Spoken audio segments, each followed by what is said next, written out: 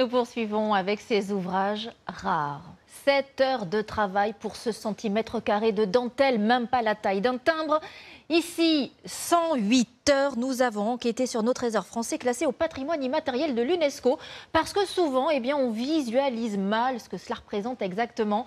Quelle retombée! Très beau reportage de Yann Ovine et Frédéric Mignard. Alors nous, on travaille le verre comme il y a des siècles. Ça n'existe pratiquement plus dans le monde. Hein. Cet artisanat d'exception nécessitait d'être préservé. Parce que toutes les pièces que vous voyez, beaucoup sont faites en industrie. Souffleur de verre. Donc ça n'a rien à voir avec le travail de verrier que l'on fait. L'art verrier est inscrit depuis 2 mois au patrimoine immatériel de l'UNESCO. Donc c'est une reconnaissance mondiale du travail de verrier. Ce métier consiste à cueillir du verre en fusion dans un four à 1100 degrés. Le rouler, le travailler souvent avec des vieux outils en bois. Marc Berly est maître verrier depuis 50 ans ici à Biot, au-dessus de Nice.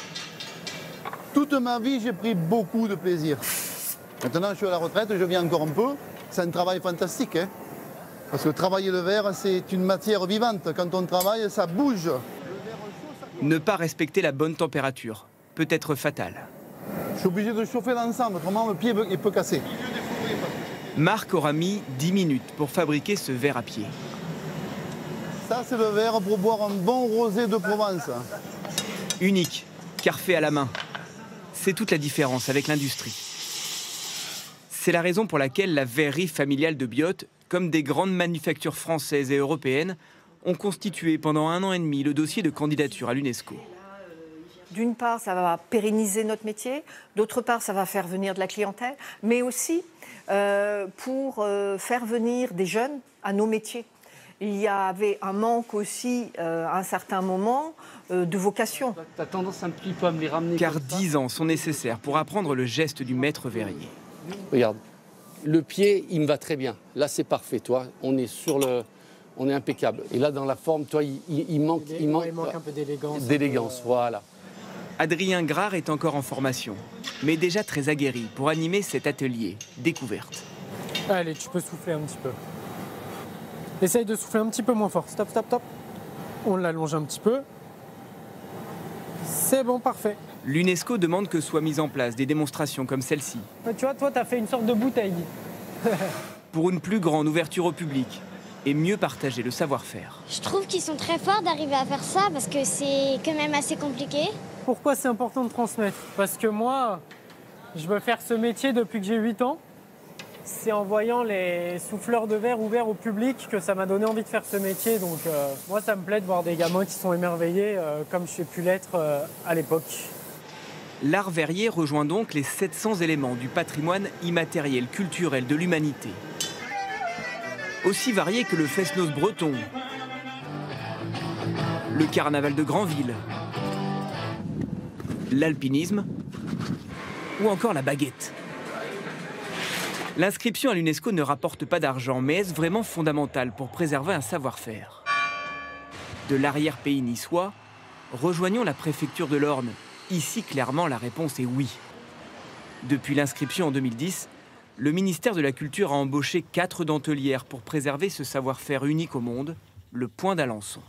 Donc là, je passe dans les mailles du rang précédent. On fait que à Alençon, celui-là.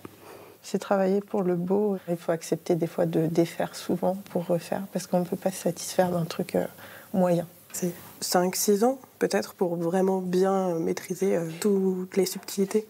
Il faut en moyenne 7 heures pour réaliser 1 cm². Cette technique vieille de l'époque de Louis XIV exige 10 étapes de fabrication. Alors voici le résultat final. 108 heures de travail. 4 fois plus de temps pour ces origamis japonais transformés en dentelle, à la valeur presque inestimable.